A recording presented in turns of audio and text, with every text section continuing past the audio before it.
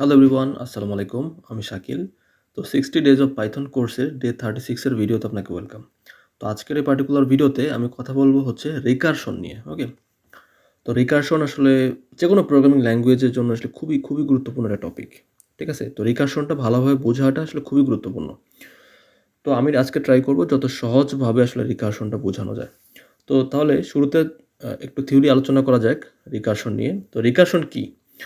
Recursion হচ্ছে একটা process, ঠিক আছে? একটা প্রসেস যেখানে একটা ফাংশন নিজেই নিজেকে কল করে, ঠিক আছে?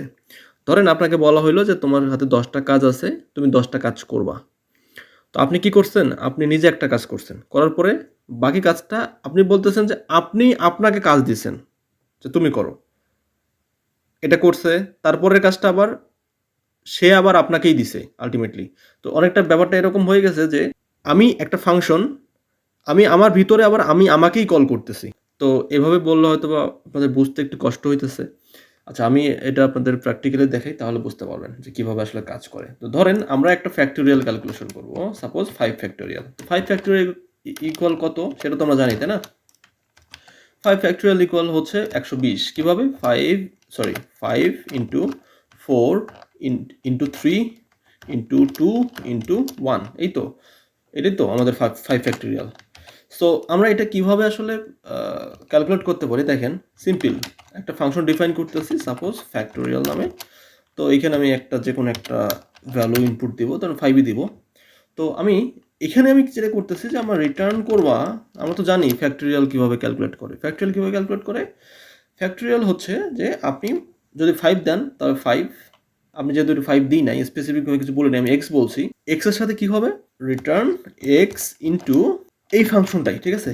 এই ফাংশনটাই আসলে মানে আবার এর ভিতরে আসলে এই ফাংশনটা কল করবো এক্স মাইনাস ওয়ান হিসাবে। সো এক্স মাইনাস ওয়ান কেন? যদি 5 দেন তাহলে 5 আছে, তাহলে এক্স মাইনাস ওয়ান মানে 4। আবার যখন এই একে কল করবেন তখন হচ্ছে 4 মাইনাস ওয়ান মানে 3। আবার 3 মাইনাস ওয়ান 2, 2 মাইনাস ওয়ান, তাহলে কত হইলো? 1।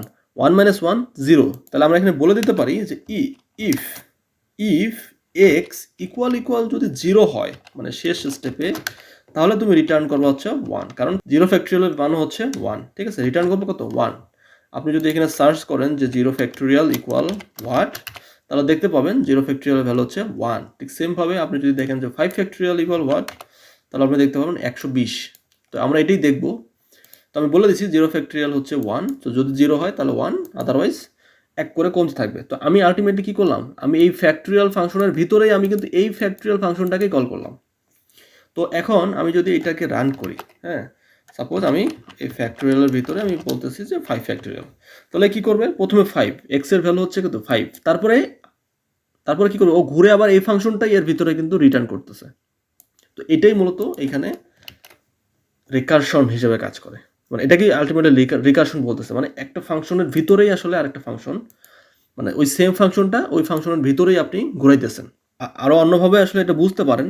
ফর এক্সাম্পল আমি যদি এখানে বলি যে ধরেন আমি আমার ওয়েবসাইটের যে অ্যাড্রেস, তো তার জন্য একটা ফাংশন ক্রিয়েট করলাম যে আমার ওয়েবসাইটের অ্যাড্রেসের নাম হচ্ছে জাস্ট এখানে প্রিন্ট করবে, হ্যাঁ, এখানে প্রিন্ট করবে আমাদের ওয়েবসাইটের অ্যাড্রেস equals.org। That's fine. তো এখন পর্যন্ত কিন্তু ঠিক আছে। তো আমি যদি ওয়েবটা এখানে কল করি তাহলে ঠিক আছে, আমার একবার আসছে, দ্যাটস ফাইন, এই পর্যন্ত ঠিক আছে। বাট হোয়াট অ্যাবাউট আমি যদি এখানে একটা কাজ করতাম যে আমি এর ভিতরেই আমি আবার এই ফাংশনটাকেই কল করতাম, মানে ওই ওয়েবের ভিতরে আবার ওয়েব, আমি কিন্তু কোনো লিমিট বলি নাই। তো নর্মালি রিকারশনের যে ডিফল্ট লিমিট, সেই লিমিটটা হচ্ছে 1000। আচ্ছা, আমি একটু ভেরিফাই করে নেই আসলে 1000 কিনা। হ্যাঁ, 1000 ডিফল্ট লিমিট, তার মানে এটা 1000 বার ঘুরবে। তো 1000 বার ওইভাবে ঘুরতে গেলে দেখা যাচ্ছে আপনার কার্নেল ডেডও হয়ে যেতে পারে। হ্যাঁ, তো আমি একটু রান করে দেখি। আউট আসতেছে, আসলে একটু সময় নিতেছে। তার মানে কি এটা আমরা দেখতেছি না। হ্যাঁ, যেটা বলছিলাম যে এই যে আমার রিস্টার্ট করা লাগতেছে, তার মানে এটা আসলে 1000 বার ঘুরছে। তো আমরা এটা আসলে ওয়েব বেসড আইডির জন্য বুঝতেছি না। আমরা যদি এটা পিওয়াই চার্ম অথবা হচ্ছে বিএস কোড হইতো তাহলে হয়তো বা এটা বোঝা যাইতো। তারপর আমি ডিফল্ট লিমিটটা এভাবেও দেখতে পারি। ধরেন ফ্রম ইম্পোর্ট সিস, হ্যাঁ, sys dot get recursion limit, এটা রান করেন, দেখেন বলতেছে 3000। আচ্ছা, এখন মনে হয় আপডেট হয়েছে। এটা আগে ছিল হচ্ছে 1000, এখন সম্ভবত এটা হয়ে গেছে 3000, হোয়াট এভার। সো এটা জাস্ট ডেফল্ট লিমিট আছে হোয়াট এভার। তো আমরা যদি এই সেম জিনিসটা যদি পিওয়াই চার্মে দেখি, দেখেন, বা বেস কোডে দেখি, তো সেম কোড সেম ফাংশনটা এখানে লেখা হয়েছে। আমি এটা জাস্ট এটা রান করতেছি, দেখেন কতবার দিচ্ছে, দেখেন এই যে আসতেছে আসতেছে আসতেছে, তো আসতে মানে রিকার্শনের যে কথাটা বলছে, যে কনসেপ্টটা এখানে আসছে, যে যে আপনার একটা কাজ আমি করতে বলছি এবং তার ভিতরে আমি সেম ফাংশনটাকে আবার কল করছি, তার মানে এই কাজটা শুধু ঘুরতে থাকবে কতবার, ডিফল্ট আপনি যতবার বলছেন এখানে ডিফল্ট যে লিমিটটা সেই লিমিট পর্যন্ত আর কি সেটা যাবে হোয়াট এভার। আপনি এটা জাস্ট উপরের দিকে টান দিলে দেখতে পারবেন যাইতেছে তো যাইতেছে। তো এই হলো রিকার্শন। হ্যাঁ, তো আই থিঙ্ক আপনারা বুঝতে পারছেন যে রিকার্শন কি বা রিকার্শন কিভাবে কাজ করে। ঠিক আছে, তো নেক্সট ভিডিওতে আমি হয়তো রিকার্শনের নতুন আরেকটা এক্সাম্পল দেখাবো অথবা নতুন কোনো টপিক নিয়ে কথা বলবো। সেই বন্ধু ভালো থাকবেন, আসসালামু আলাইকুম।